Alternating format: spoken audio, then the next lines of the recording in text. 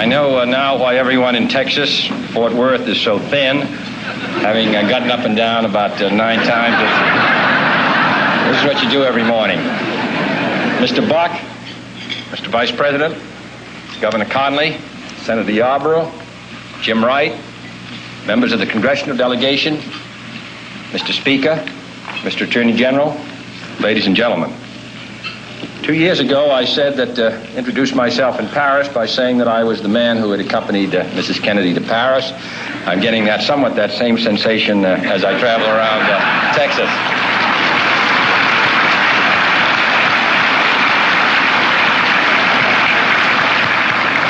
Nobody wonders what Lyndon and I wear, but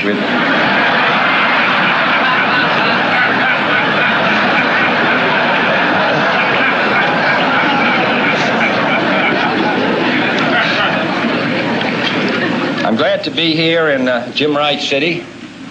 About 35 years ago, a congressman from California, just been elected, received a letter from an irate constituent which said, during your campaign, you promised to have the Sierra Madre Mountains reforested. You've been in office for 1 month and you haven't done so. Well, no one in Fort Worth has been that unreasonable, but in some ways he has had the Sierra Madre Mountains reforested. And here in Fort Worth, he's contributed to its growth. He speaks for Fort Worth, and he speaks for the country. And I don't know any city that's better represented in the Congress of the United States than Fort Worth.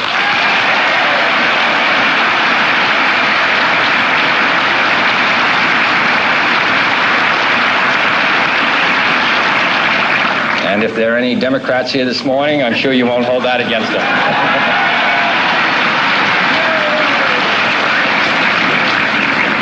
3 years ago, last September, I came here on the Vice President and spoke at Burke Burnett Park.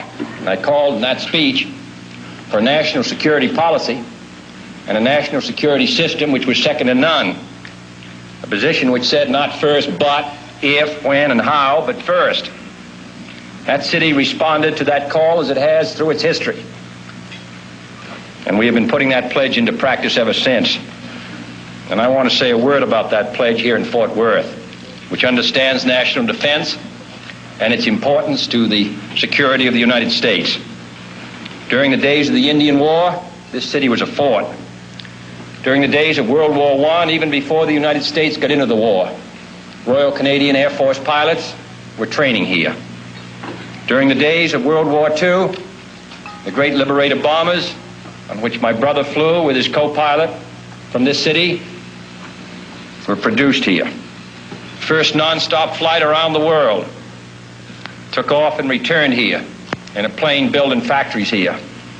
The first truly intercontinental bomber, the B-36, was produced here.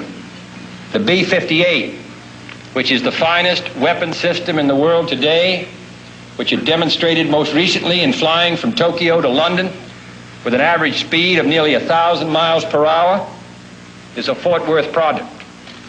The Iroquois helicopter from Fort Worth is a mainstay in our fight against the guerrillas in South Vietnam. The transportation of crews between our missile sites is done in planes produced here in Fort Worth. So wherever the confrontation may occur, and in the last 3 years it's occurred at least 3 occasions, in Laos, in Berlin, and in Cuba, and it will again. Wherever it occurs, the products of Fort Worth and the men of Fort Worth provide us with a sense of security. And in the not too distant future, a new Fort Worth product. And I'm glad that there was a table separating Mr. Hicks and myself, a new Fort Worth product.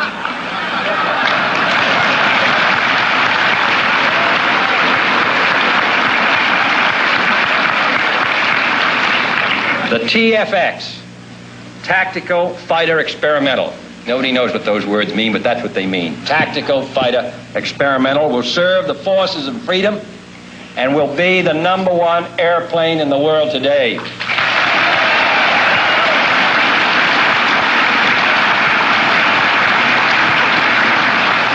been a good deal of discussion of the long and hard-fought competition to win the TFX contract, but very little discussion about what this plane will do.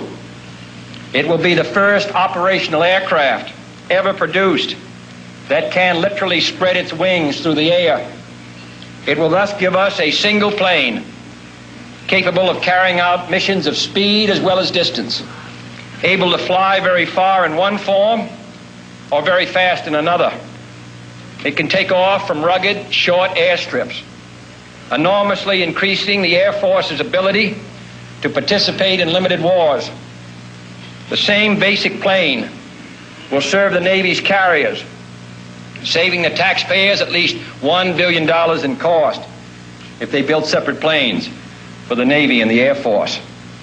The government of Australia, by purchasing $125 million of TFX planes before they are even off the drawing boards, has already testified to the merit of this plane, and at the same time, it's confident in the ability of Fort Worth to meet its schedule.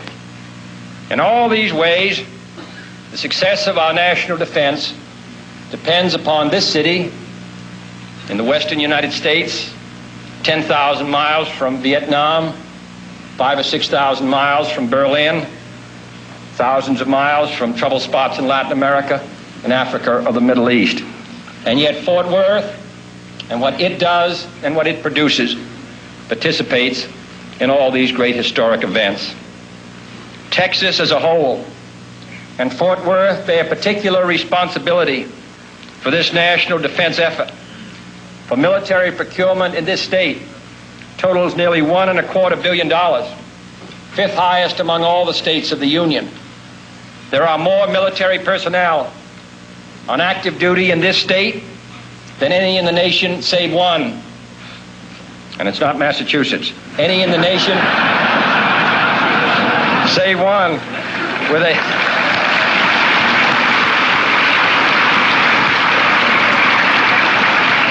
combined military-civilian defense payroll of well over $1 billion. I don't recite these for any partisan purpose. They're the result of American determination to be second to none. And as a result of the effort which this country has made in the last 3 years, we are second to none. In the past 3 years, we have increased the defense budget of the United States by over 20%, increased the program of acquisition for Polaris submarines from 24 to 41, increased our Minuteman missile purchase program by more than 75%, doubled the number of strategic bombers and missiles on alert, doubled the number of nuclear weapons available in the strategic alert forces, increased the tactical nuclear forces deployed in Western Europe by over 60%, added 5 combat-ready divisions to the armies of the United States and 5 tactical fighter wings to the Air Force of the United States, increased our strategic airlift capability by 75%, and increased our special counterinsurgency forces, which are engaged now in South Vietnam, by 600%. I hope those who want a strong America and place it on some signs will also place those figures next to it.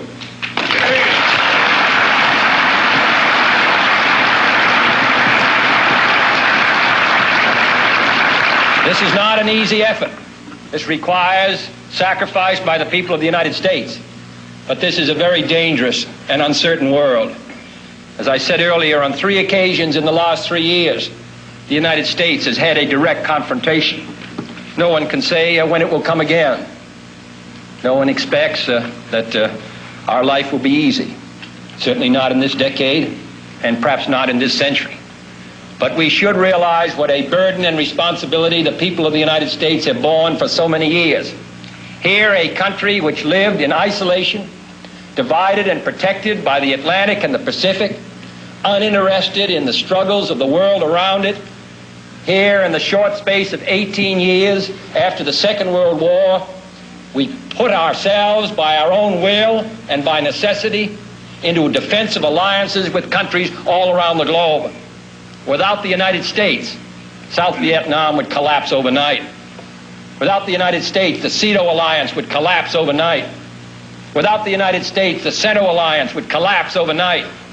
Without the United States, there would be no NATO, and gradually Europe would drift into neutralism and indifference.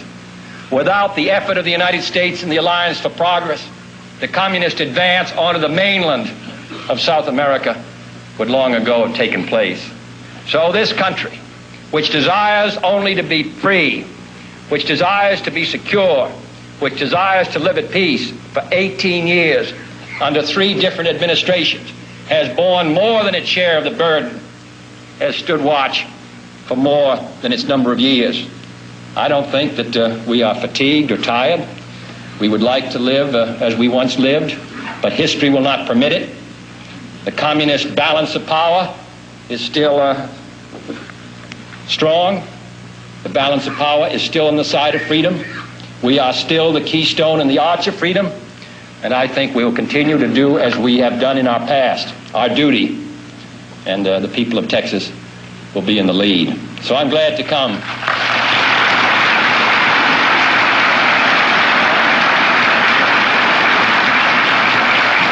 I'm glad to come to this state, which has played such a significant role in so many efforts in this century, and to say that here in Fort Worth, you people will be playing a major role in the maintenance of the security of the United States for the next 10 years.